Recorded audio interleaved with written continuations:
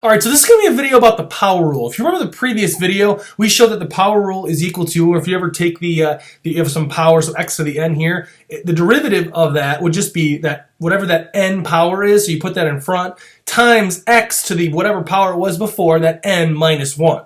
Okay, so we're going to use this power rule right here to figure out the derivative of this right here, this x to the 4th power.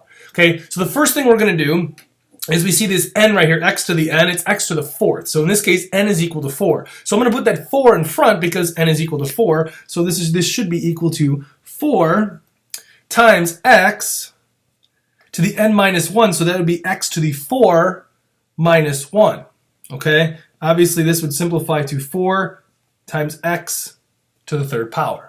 Okay, so that's basically all you really have to do for the power rule, is take whatever the power is, put it in front, and then subtract 1 from that from whatever the exponent was originally. In this case, it was 4, so we're turning it into 3, and then you have the derivative for that power. All right, so to illustrate that the derivative of x to the 4th is 4x to the 3rd, I kind of just graphed it out here on this graphing calculator.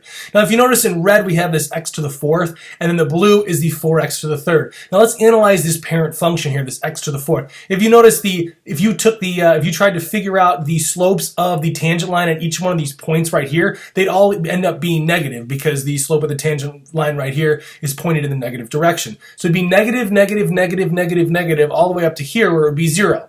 Now, if you look at the derivative, the value right here is negative, negative, negative. It's slowly becoming more and more positive, and then it becomes 0 where it's a horizontal tangent line right here for that x to the 4th. And then all of a sudden the x to the 4th becomes more positive with the slopes of the tangent line, and then so does the derivative as well. So this kind of proves right here, if we looked at the graph, that the derivative of x to the 4th is 4x to the 3rd. So if you have any questions about anything in this video, let me know.